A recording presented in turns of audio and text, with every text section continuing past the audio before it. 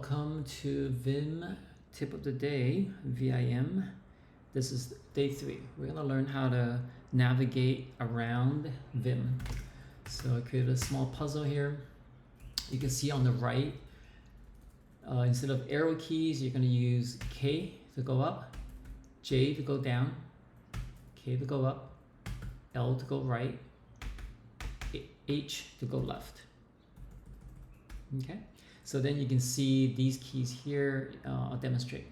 So in this puzzle on the left, I'm supposed to move this tennis ball to the end point. Here we go. H, H, H, J, J, L, L, L, J, J, L, L, L, L, L, L, L, L, L, to the end. That's it. I'm going to hit the escape key. Then I'm going to hit colon Q ampersand. Thanks.